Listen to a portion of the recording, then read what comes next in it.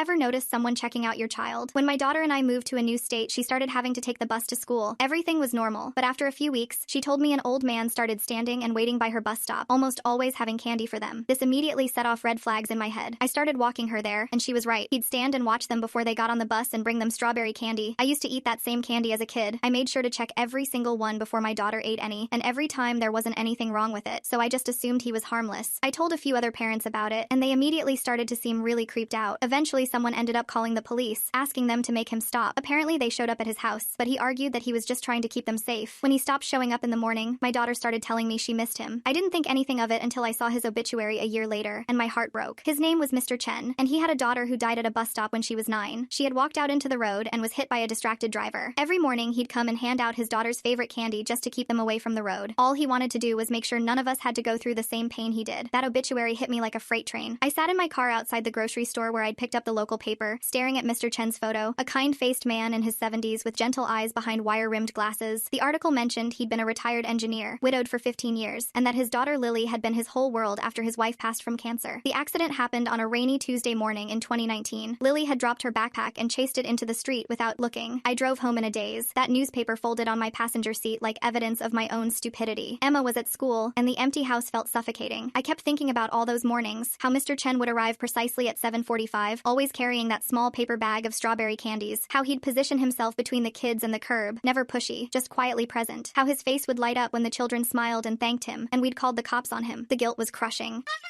I remembered the day the police showed up at his house. Emma had come home confused, asking why Mr. Chen wasn't at the bus stop anymore. She said some of the older kids were making jokes about the creepy old man getting arrested, but she didn't understand why giving out candy was bad. I'd explained it in terms of stranger danger, reinforcing every paranoid instinct that had driven me to report him in the first place. But I also remembered other things now, details that seemed different in this new light. How Mr. Chen never approached the children directly. He'd stand back and let them come to him. How he'd count them carefully as they got on the bus, like he was taking attendance. How one morning when Emma was running late, I'd seen him glance at his watch and look genuinely worried until she appeared around the corner. I needed to know more. The obituary mentioned services at Peaceful Meadows Cemetery, but those had already passed. It did mention he was survived by a nephew, David Chen, who worked at the city planning office. After Emma got home from school, I helped her with homework, made dinner, went through our normal routine, but my mind was elsewhere. That night, after she went to bed, I found myself Googling everything I could about the accident. The local news archive had a brief article from 2019, 9-year-old girl killed in school bus stop accident. The details were sparse but heartbreaking. Lily Chen had been waiting for her bus on Maple Street, just 3 blocks from where we lived now, when her backpack blew into the road during a windstorm. She'd run after it without looking and was struck by a delivery truck whose driver couldn't stop in time on the wet pavement. The driver wasn't charged. It was ruled a tragic accident, but there was more. I found a follow-up article about the city installing new safety measures at that bus stop, reflective signs, a crossing guard, and a small memorial garden where Lily had died. The garden had been funded by an anonymous donor, but I was starting to suspect who that might have been. The next morning, I made a decision that would change everything. Instead of dropping Emma off at school, I took a detour to Maple Street. The memorial garden was small but beautiful, a circular patch of grass with a bench and a single oak tree, surrounded by colorful flowers that someone was clearly maintaining. A small plaque read, "In memory of Lily Chen, age 9. May all children travel safely." Below that, in smaller text, "Donated by the Chen family." An elderly woman was kneeling by the flower bed, pulling weeds with practiced efficiency. She looked up as I approached, shading her eyes against the morning sun. "Beautiful garden," I said, feeling awkward but needing to say something. "Oh yes, mister. Chen comes by every few days to tend it," she replied, then paused. "Well, he used to. Haven't seen him in a while now." My heart clenched. "You knew Mr. Chen? Lovely man. Lost his granddaughter here, you know. Such a tragedy." She gestured toward the plaque. He'd bring flowers, pull weeds, sometimes just sit on that bench and watch the children wait for their bus, making sure they stayed safe, I think. Can't blame him for that. I thanked her and left, but her words echoed in my mind all day. At work, I couldn't concentrate on anything. I kept thinking about Mr. Chen sitting on that bench, watching other people's children and reliving his own loss every single day. The strawberry candies weren't some predatory scheme. They were a grandfather's desperate attempt to keep kids away from the dangers that had taken his granddaughter. That evening, I decided I had to find David Chen. I called the city planning office the next morning, and after some awkward explanations about wanting to express condolences, they gave me his contact information. David agreed to meet me at a coffee shop downtown after work. He was younger than I'd expected, maybe late 30s, with his uncle's gentle demeanor but tired eyes that suggested he was still grieving. We sat across from each other at a small table by the window, and I didn't know where to begin. "You were one of the parents from the bus stop," David said quietly. It wasn't a question. I nodded, feeling the weight of shame settle on my shoulders. "I'm sorry. I'm so sorry about everything." David stirred his his coffee slowly, considering his words. My uncle wasn't angry about the police visit, you know. He understood why parents were concerned, but it broke his heart to stop going there. I didn't know, I said. About Lily, about why he was really there. If I had known, he wouldn't have wanted sympathy, David interrupted gently. Uncle Chen was a proud man. He knew how it looked, an old man hanging around a bus stop with candy. But after Lily died, he became obsessed with child safety. He researched accident statistics, studied traffic patterns, even tried to get the city to install better lighting at bus stops across the district. I felt even worse. The candy, those were Lily's favorites? Strawberry hard candies. She was always sneaking them from his coat pocket. David smiled sadly. After she died, he'd buy them by the bagful and keep them in his car. I think giving them to other children made him feel like he was keeping a piece of her alive. We talked for over an hour. David told me about his uncle's life, how he'd raised Lily after her parents died in a car accident when she was 3, how he'd learned to braid her hair and helped with school projects, how he'd never fully recovered from losing her. The bus stop vigil had started a few months after the funeral, David explained. Mr. Chen would drive to different stops around the city, watching for dangerous situations, sometimes alerting crossing guards or school officials about safety concerns. He saved 2 kids last year, David said. Different bus stop across town. A little boy was playing too close to the street, and Uncle Chen caught him just as he was about to step into traffic. The parents never knew why some random old man grabbed their kid, but that boy is alive because my uncle was there. The guilt was overwhelming, but there was something else too, a growing determination to somehow make this right. Is there anything I can do? Any way to honor his memory? David looked at me for a long moment. Actually, there might be. Uncle Chen had been working on a proposal for the city council, a comprehensive child safety initiative for all school bus stops in the district. Better signage, improved lighting, designated waiting areas. He'd been researching it for months before he got sick. Sick? Pancreatic cancer. Diagnosed 3 months after the police visit. He didn't tell anyone at first, just kept working on his safety proposal from his hospital bed. He was hoping to present it to the council, but David's voice trailed off. I leaned forward. What would it take to make that happen? To present his proposal? Someone would need to sponsor it, present it to the city council. It's a comprehensive plan. Would probably cost the city a few $100,000 to implement fully. But Uncle Chen had all the research, the safety statistics, even potential funding sources mapped out. That night, I couldn't sleep. I kept thinking about Mr. Chen in his hospital bed, working on safety measures that could protect other children while his own health failed. The man we'd treated like a predator had spent his final months trying to save kids he'd never meet. I started making calls. First, I contacted the other parents from our bus stop, the ones who'd been so quick to call the police. The conversation with Sarah Martinez was particularly difficult. She was defensive at first, insisting we'd done the right thing by being cautious. But when I explained about Lily and the safety proposal, her tone changed completely. Oh my God, she whispered. We destroyed that poor man. No, I said, surprising myself with the firmness in my voice. We made a mistake based on incomplete information, but we can still make it right. Sarah became my first ally, then Jake Peterson, whose son Tyler had always been eager to get his strawberry candy from Mr. Chen, then Monica Williams, who admitted she'd felt guilty about the police call from the beginning but hadn't known how to take it back. Within a week, I had a core group of 5 parents who were committed to seeing Mr. Chen's safety proposal through to completion. David provided us with his uncle's research, 3 thick binders full of traffic studies, accident reports, safety recommendations, and cost analyses. It was the work of someone who'd become an expert on child pedestrian safety through the worst possible circumstances. But we needed more than good intentions. We needed political support, media attention, and funding. That's when I decided to approach the story from a different angle. Not as a group of guilty parents trying to make amends, but as a community rallying around a comprehensive child safety initiative. I reached out to Lisa Chen, a local news reporter who, despite sharing Mr. Chen's surname, wasn't related to him. She was initially skeptical about the story until I showed her the research and explained the scope of the proposal. This isn't just about one bus stop, I explained during our interview. Mr. Chen identified over 30 high-risk locations throughout the school district. His proposal would create a standardized safety protocol that could be replicated in other districts statewide. The news story aired on a Thursday evening, and the response was immediate. The station's website crashed from the volume of comments and shares. Parents from across the district called in with their own safety concerns. 3 city council members reached out within 24 hours, asking for copies of the proposal. She'd been quiet during dinner, picking at her food while the news played in the background. Finally, she looked up at me with serious 8-year-old eyes. Daddy, was Mr. Chen sad because we didn't like his candy?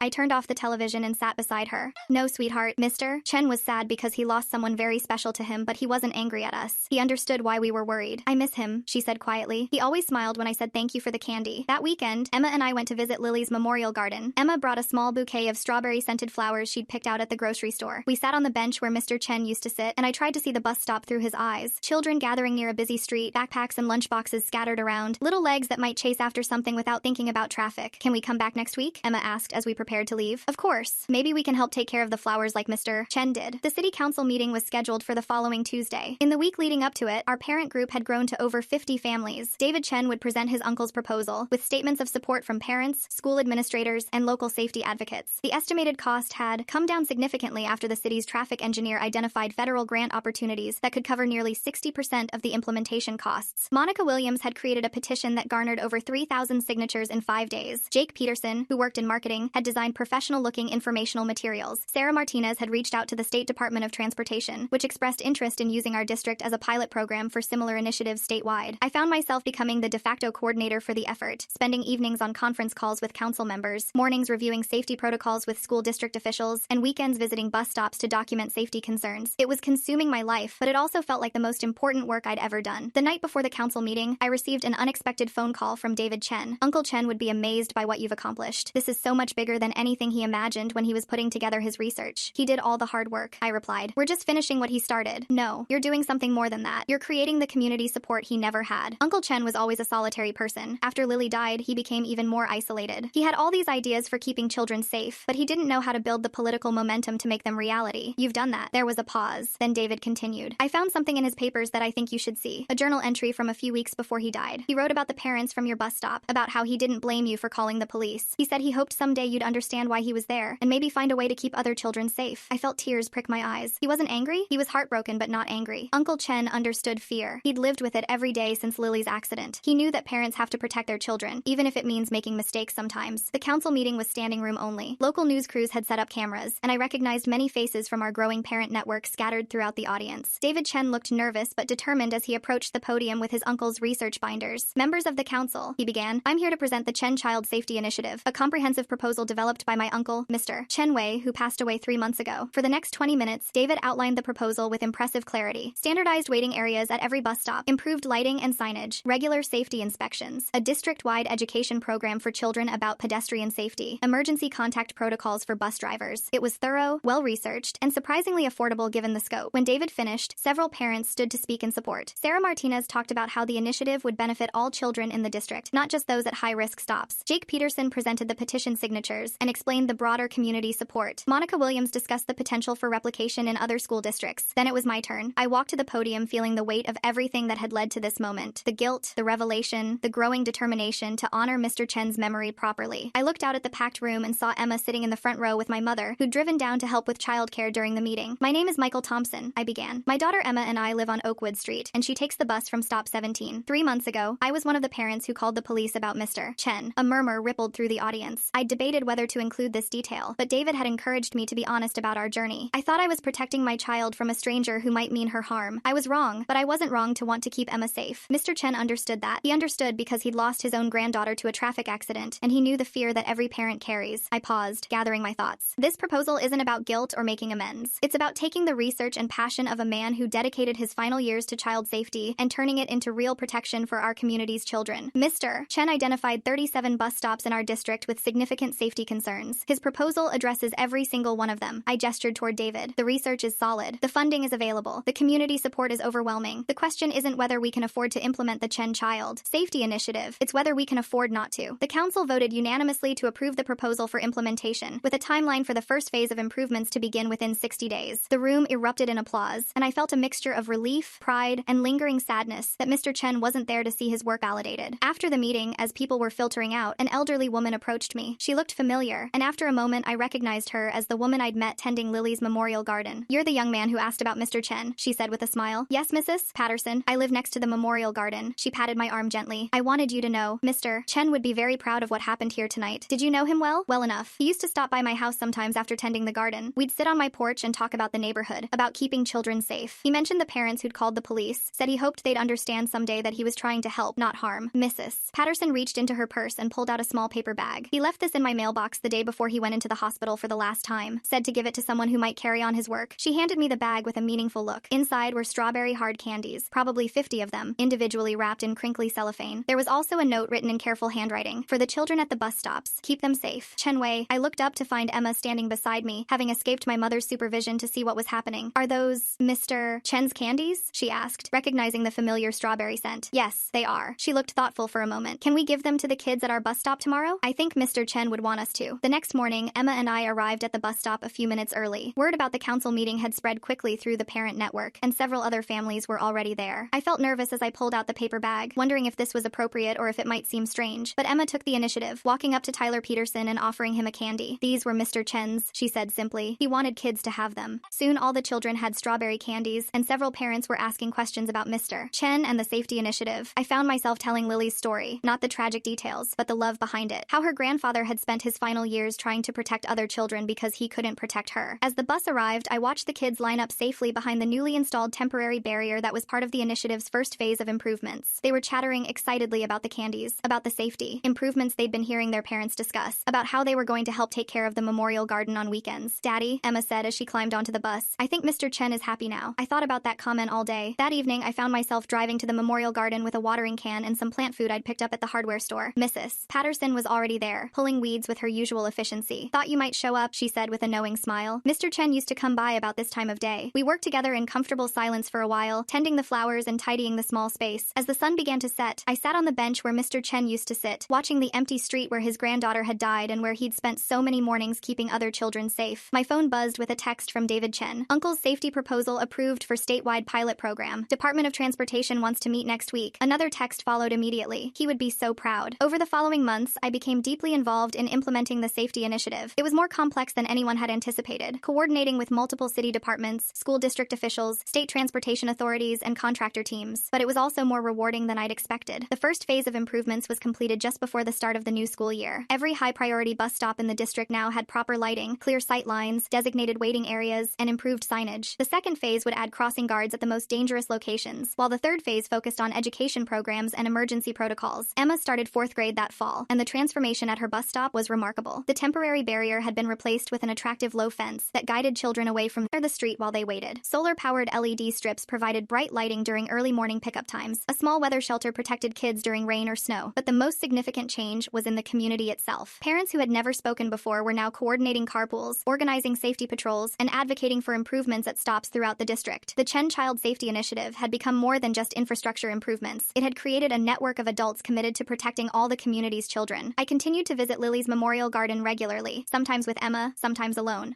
Mrs. Patterson and I had developed a friendship based on our shared commitment to maintaining the space, and she often shared stories about Mr. Chen that helped me understand the man we'd misjudged so badly. "He talked about your daughter sometimes," she mentioned one evening as we planted new flowers for the spring season. "Said she had a particularly bright smile when she thanked him for the candy." "Emma still misses him," I replied. "She asks about him sometimes." "Children understand love, even when adults get confused by fear," Mrs. Patterson said. "Mr. Chen knew your daughter cared about him, just like he cared about her safety." The state's Department of Transportation officially adopted the Chen Child Safety Initiative as a model program 6 months after our city council presentation. David and I were invited to present the program at a statewide transportation safety conference, sharing Mr. Chen's research with officials from dozens of school districts. Standing at the podium in a convention center ballroom, looking out at an audience of safety professionals and education officials, I felt the full weight of the journey that had brought us to that moment. From a misunderstood old man giving out candy to children, to a comprehensive safety program that could protect thousands of kids across the state. The Chen Child Safety Initiative began with one man's grief and determination, I told the audience. Mr. Chen Wei lost his granddaughter in a preventable accident, and he spent his remaining years researching how to prevent similar tragedies. His work might have remained unknown if a group of parents hadn't realized we'd misjudged his motivations and decided to honor his memory by completing what he started. During the Q&A session, a superintendent from a rural district asked about community buy-in for safety improvements. "How do you get parents to support comprehensive changes when they're often focused on their own children's specific needs?" "Tell them about Lily," I answered. "Tell them about a 9-year-old girl who chased her backpack into traffic on a rainy morning, and about her grandfather who spent 3 years trying to make sure no other family would experience that loss." When people understand that safety improvements aren't about regulations or bureaucracy, they're about love and loss and the determination to protect children, they'll support anything that makes sense. After the conference, David and I drove back together, talking about next steps for the program and reflecting on how far we'd come from that first awkward coffee shop conversation. "You know what I think Uncle Chen would be most surprised by?" David said as we pulled into the city limits. "What's that?" "The community response. He was always amazed when people showed kindness to strangers' children. I think he'd be blown away by hundreds of parents working together to keep all kids safe, not just their own." That weekend, Emma and I made our regular visit to the memorial garden. She'd brought a small potted plant, strawberry flowers, which she'd researched and special ordered from an online nursery. As we planted it near Lily's bench, she asked the question I'd been expecting. "Chen knows about all the safety stuff we did?" I considered my answer carefully. Emma was 9 now, old enough for honest conversations, but still young enough to need comfort alongside truth. "I think if people continue after we're gone, in some way we continue too," I said. "Every time a child waits safely at a bus stop because of Mr. Chen's research, every time a parent looks out for all the kids in the neighborhood instead of just their own, that's Mr. Chen continuing to take care of children." She nodded solemnly, then brightened. "Like how we still give out his strawberry candies sometimes?" Exactly like that. As we drove home, I thought about the unexpected journey that had transformed my family's life. Emma was more confident, more aware of community responsibility, more understanding of the complexity of adult motivations. I had gained not just a deeper appreciation for child safety, but a network of friendships with other parents and a sense of purpose that extended beyond my own family's immediate needs. The Chen Child Safety Initiative continued to expand.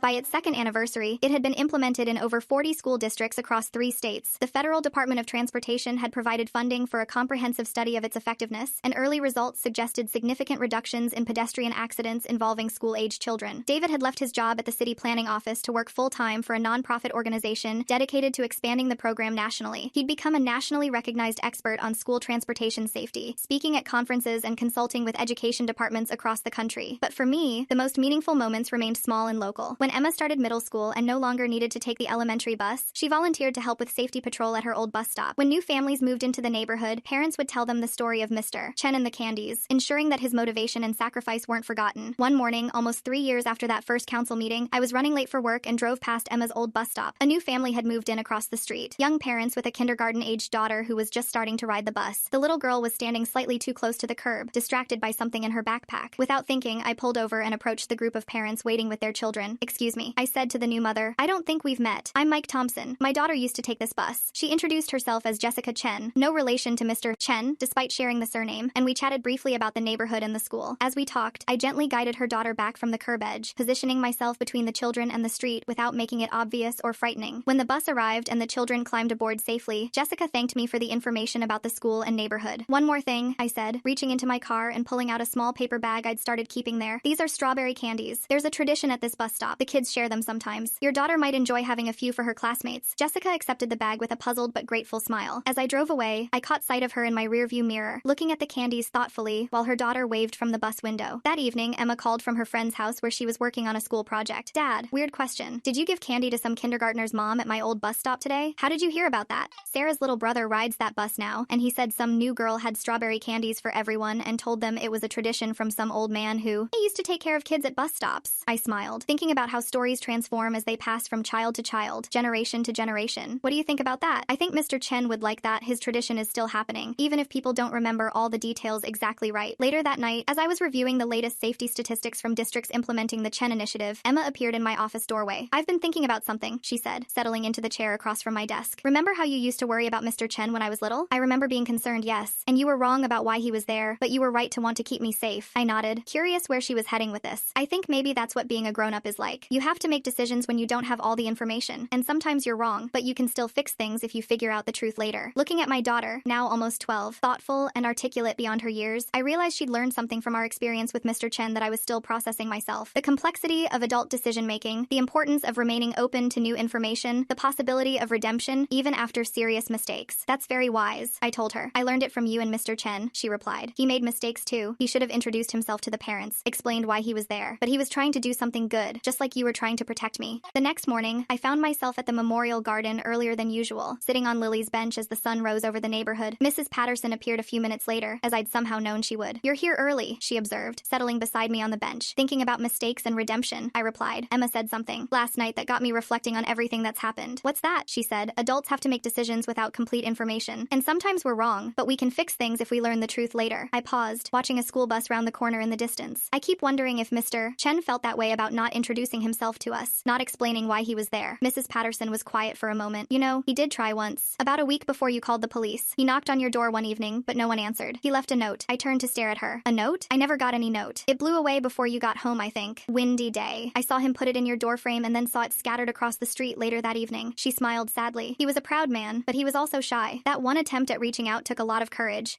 The revelation hit me like a physical blow. Chen had tried to communicate with us, had attempted to bridge the gap of misunderstanding, but circumstances had prevented it. If that note hadn't blown away, if I'd been home that evening, if we'd had one conversation, everything might have been different. "What do you think the note said?" Mrs. Patterson shrugged. "I imagine it was an introduction. Maybe an explanation about Lily, about why he came to the bus stop. He talked to me once about wanting parents to understand, but not knowing how to bring up such a painful subject." I sat with this new information, feeling a fresh wave of sadness for the conversation that never happened, the understanding that came too late, but also feeling something else, a deeper appreciation for the fragility of human connection, the importance of creating opportunities for communication and understanding. That afternoon, I drafted a letter to the editor of our local newspaper, not about the safety initiative or the policy implications, but about the human story behind it all. "Dear editor," I wrote, "3 years ago, my daughter and I encountered an elderly man at our bus stop who was giving candy to children. Like many parents, I was concerned about stranger danger and contacted police. I learned later that this man, Mr. Chen Wei, was trying to prevent other families from experiencing the tragedy that had claimed his granddaughter's life. His story teaches us about the complexity of human motivations and the importance of communication in building community trust." The letter was published the following week and generated significant response. Parents shared their own experiences with misunderstanding situations involving their children. Teachers discussed the challenges of balancing safety concerns with community openness. Several people mentioned having seen Mr. Chen at various bus stops over the years and wishing they'd known his story, but the response that meant the most came from an unexpected source. A woman named Patricia Williams, no relation to Monica Williams from our parent group, called me after reading the letter. "I think I met Mr. Chen," she said, 2 years ago, at the bus stop near Riverside Elementary. My son Marcus was being bullied by some older kids who were making him stand in the street while they waited. This elderly Chinese man saw what was happening and very politely but firmly told the older boys that everyone needed to wait on the sidewalk for safety reasons. She paused, and I could hear the emotion in her voice. Marcus was so grateful to that man. He still talks about the stranger who stood up for him when the adults weren't around to help. I never got to thank him properly. Stories like Patricia's began emerging from across the community as word spread about Mr. Chen's true motivations. Parents who had seen him at various bus stops, children who remembered his quiet kindness, school officials who had noticed fewer safety incidents at stops where he'd been present. Emma and I decided to create a more formal way to collect and preserve these stories. We worked with David Chen and the local historical society to establish a small memorial website where people could share their memories of Mr. Chen and experiences with the safety initiative that grew from his work. The stories that came in painted a picture of a man who had quietly dedicated his final years to protecting children throughout the community. Bus drivers reported that he had flagged them down on multiple occasions to report unsafe conditions or behavior. School principals mentioned receiving anonymous donations for safety equipment and educational materials. Crossing guards described an elderly man who would sometimes appear during particularly challenging weather conditions to help direct traffic and assist children. He was like a guardian angel, wrote one parent, always there when kids needed help, never asking for recognition or credit. Reading these accounts, I realized that our experience at Emma's bus stop was just one small part of a much larger story of service and protection. Mr. Chen hadn't been a lonely old man obsessively focused on one location. He'd been a community safety advocate working systematically to address hazards throughout the school district. The memorial website also became a platform for parents to share safety tips, coordinate community watch programs, and continue the work Mr. Chen had started. What began as a way to honor his memory evolved into an active network of adults committed to protecting all children in the community. 2 years later, the Chen Child Safety Initiative received national recognition from the Department of Transportation as the most effective school safety program in the country. David was invited to the White House to meet with education and transportation officials about expanding the program nationwide, but the recognition that would have meant the most to Mr. Chen came from an unexpected source. The school district decided to rename the bus stop where Lily had died as the Chen Family Safety Stop, with a plaque honoring both Lily's memory and her grandfather's dedication to protecting other children. Emma, now in high school, spoke at the dedication ceremony. "Mr. Chen taught us that love doesn't end when someone dies," she said, looking out at the gathered crowd of families, school officials, and community members. "His love for Lily became love for all of us. Our job is to keep that love alive by taking care of each other." After the ceremony, as people were beginning to leave, I noticed a young mother with a kindergarten-aged daughter standing near the memorial plaque, reading the inscription carefully. The little girl was holding a paper bag that looked very familiar. I approached them with a smile. "Strawberry candies?" The mother looked up, surprised. "Yes, someone at our bus stop gave them to us and said it was a tradition. Something about an old man who used to take care of children waiting for buses. That would be Mr. Chen," I said, gesturing toward the plaque. This was his granddaughter Lily. The woman's expression changed as she read Lily's story and understood the connection. "So, the man who started the candy tradition, he lost his granddaughter here and spent the rest of his life trying to keep other children safe." She looked down at her daughter, who was carefully counting the candies in the bag. "We'll make sure to share these with all the kids at our stop tomorrow." As they walked away, I realized that Mr. Chen's legacy had taken on a life of its own, spreading beyond any program or initiative into the simple human connections that make communities strong. Children sharing candy, parents looking out for all kids instead of just their own, adults creating opportunities for understanding instead of jumping to fearful conclusions. The memorial garden had grown significantly over the years, expanding from Lily's small flower bed into a larger community space with multiple benches, a playground area, and educational displays about pedestrian safety. Emma had organized her high school environmental club to help maintain the space as part of their community service requirement. On a warm Saturday morning in late spring, I found Emma and several of her classmates working in the garden, planting new flowers and cleaning the memorial benches. She'd grown into a confident young woman with a deep commitment to community service and a sophisticated understanding of how individual actions can create broader social change. "Dad, look at this," she called, holding up a small envelope that had been tucked under one of the memorial stones. Inside was a hand-drawn picture of a bus stop with children waiting safely behind a fence and an elderly man handing out candy. At the bottom, in crayon letters, someone had written, "Thank you, Mr. Chen, for keeping us safe." It was unsigned, but clearly the work of a young child who had heard the story and wanted to contribute their own tribute to the man they'd never met, but whose care had touched their life. "Kids are still learning about him," Emma observed, "even ones who weren't born when he was alive." That evening, as I was updating the memorial website with photos from the garden workday, I received an email that would bring Mr. Chen's story full circle in a way I never could have anticipated. "Dear Mr. Thompson," it read, "my name is Lisa Park, and I'm a pediatric safety researcher at Johns Hopkins University. I've been following the implementation of the Chen Child Safety Initiative and would like to discuss the possibility of establishing a national research center dedicated to child pedestrian safety, named in honor of Mr. Chen and his granddaughter Lily. Would you and David Chen be available for a phone call next week to discuss this opportunity? The research center proposal was ambitious, a multi-million-dollar initiative that would study pedestrian safety across age groups, develop new safety technologies, train educators and safety professionals, and create policy recommendations for communities nationwide. It would be funded through a combination of federal grants, private donations, and university resources, with the goal of preventing the kind of accident that had claimed Lily's life. During our phone call with Dr. Park, she explained that the Chen Initiative had become a case study in effective community-based safety programming. What makes your program unique isn't just the infrastructure improvements, she said. It's the community engagement model, the way you've created ongoing relationships between parents, schools, and safety officials. That's the real innovation. David and I looked at each other across the conference room table where we were taking the call, both thinking the same thing. Chen's quiet dedication to child safety was about to become the foundation for a national research effort that could save thousands of lives. There's one condition, David said. The center has to include a community engagement component. My uncle's work was always about real people in real communities, not just academic research. Dr. Park agreed enthusiastically. Actually, that's exactly what we had in mind. We want to create a model that other communities can replicate, the combination of solid research with grassroots organizing that you've developed. 6 months later, the Chen Lilly Center for Child Pedestrian Safety was officially established at Johns Hopkins, with satellite programs at universities in California, Texas, and Colorado. David accepted a position as the center's first director of community engagement, while I remained involved as a volunteer coordinator for the expanding network of local safety initiatives. Emma was accepted early admission to college with plans to study public policy and community organizing. Her senior project had been a comprehensive evaluation of the Chen Initiative's impact on our school district, including statistical analysis of accident reduction, community engagement metrics, and long-term sustainability planning. I want to work on problems that affect real families, she told me as we filled out her college enrollment forms, like Mr. Chen did, but maybe with better communication skills. I laughed, remembering her observation years earlier about adults making decisions without complete information. She'd learned not just to act on incomplete information when necessary, but also to create better systems for gathering and sharing information in the first place. The night before Emma left for college, we made one final visit to the Memorial Garden. She'd grown up tending this space, learning about service and sacrifice through the simple act of caring for flowers planted in memory of a child she'd never met. I'm going to miss this, she said, sitting on the bench where Mr. Chen used to sit, where we'd had so many conversations about responsibility, community, and the complexity of human motivations. The garden will be here when you come home, I assured her, and there are other communities that need the same kind of care. She nodded, understanding that the lesson of Mr. Chen's life wasn't tied to one specific location or program, but to the broader principle of using personal experience, even painful experience, to serve others. As we walked back to the car, Emma asked the question I'd been expecting. Do you think we really made up for calling the police on Mr. Chen? It was a question I'd wrestled with for years, and my answer had evolved as I'd learned more about grace, redemption, and the ongoing nature of making amends. I think we honored his memory and his work, I said. But more importantly, we learned something about the danger of making assumptions and the importance of creating opportunities for understanding. That's probably worth more than any apology could have been. The Chen Lilly Center's first major research study was published 3 years after Emma graduated from college. It documented a 40% reduction in child pedestrian accidents in communities that had implemented comprehensive versions of the Chen Initiative, with particularly strong results in areas that emphasized ongoing community engagement alongside infrastructure improvements. The study's conclusion noted that effective child safety programming requires both technical solutions and social capital, the networks of trust and communication that enable communities to work together for common goals. Emma, who had completed her master's degree in public policy and was working for a national nonprofit focused on community safety, was listed as a contributing researcher on the study. She'd spent 2 years traveling to communities across the country, helping implement local versions of the safety initiative and documenting best practices for community engagement. The most successful programs, she told me during one of our monthly phone calls, are the ones where parents understand they're not just protecting their own kids, but taking responsibility for all children in the community. That's the shift Mr. Chen was trying to create, moving from individual protection to collective care. On the 10th anniversary of Mr.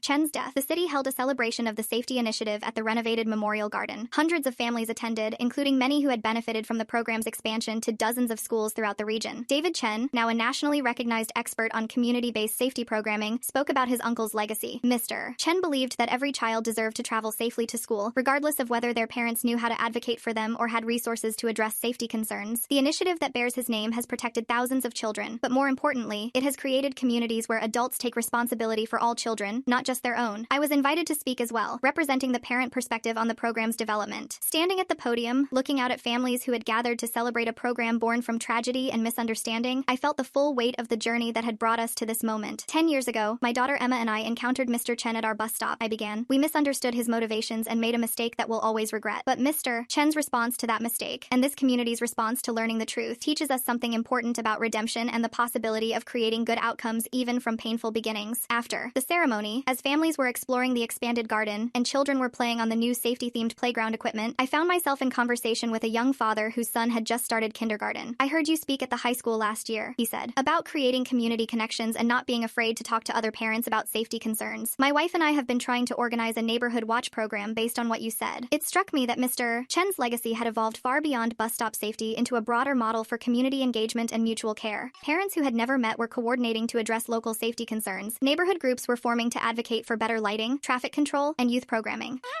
Schools were partnering with community organizations to create comprehensive support networks for families. The strawberry candies had become a symbol that transcended their original purpose. Parents throughout the region had adopted the tradition of sharing small tokens of care with children in their communities, not just candy, but books, school supplies, words of encouragement, offers of help to struggling families. Emma, now back home for the anniversary celebration, joined me as the crowd began to disperse. She'd spent the day interviewing attendees for a documentary project about community-based safety initiatives that she was developing as part of her doctoral research. What surprised you most about today? I asked as we walked through the garden together. How many people mentioned the candies? She replied, not the infrastructure improvements or the policy changes, but the simple act of one adult caring enough about children to stand at a bus stop with strawberry candies. That's what people remember most. We stopped at Lily's original memorial stone, now surrounded by dozens of smaller stones that visitors had added over the years, each inscribed with a child's name or a message of hope for safe travels. The memorial had grown organically into something much larger than its original design, reflecting the community's ownership of both the space and the values it represented. I think Mr. Chen would be amazed, I said, looking around at the expanded garden. The families still gathered in small groups, discussing safety concerns and community projects. The children who felt comfortable approaching any adult for help because they'd grown up in a community where adults took responsibility for all children. Emma nodded, but I think he'd also say we still have work to do. There are communities where children don't have these protections, where parents don't have networks of support, where one misunderstanding can turn into permanent division instead of eventual cooperation. She was right, of course. The Chen initiative had been successful in our community and others like it, but child safety remained a challenge in areas with fewer resources, less social capital, or greater community division. The work of protecting children, all children, I was far from finished. As we prepared to leave the garden, I noticed Emma had brought her own small paper bag, which she was quietly distributing to children who were leaving with their families. Strawberry candies? I asked. Of course, some traditions are too important to let disappear. Watching her interact with the children, seeing how naturally she'd absorbed the lessons of care and community responsibility that had emerged from our experience with Mr. Chen, I realized that his legacy lived not just in policies and programs, but in the people who carried his values forward into new situations and communities. The following week, I received a call from a parent in Phoenix whose school district was considering implementing the Chen initiative. I heard you speak at a conference last year, she said. We have a bus stop situation here that reminds me of your story with Mr. Chen. There's an elderly man who comes by every morning and talks to the children, and some parents are getting concerned. I'm wondering if there's a way to address this before it becomes a problem. I spent an hour on the phone with her, sharing what we'd learned about creating opportunities for communication, building community trust, and addressing safety concerns while remaining open to alternative explanations. By the end of our conversation, she had a plan for organizing a neighborhood meeting where parents and the elderly man could meet in a non-confrontational setting and discuss everyone's concerns and motivations. The key, I told her, is creating space for people to share their stories before anyone makes assumptions about motivations or intentions. 2 weeks later, she called back to report that the neighborhood meeting had been a success. The elderly man, it turned out, was a retired teacher who had noticed that children at that bus stop were frequently late and often seemed unprepared for school. He'd been offering gentle reminders about homework and encouraging words about education. The parents, once they understood his background and motivations, welcomed his involvement and organized a more formal mentoring program. No police calls necessary, she said with a laugh. Just communication.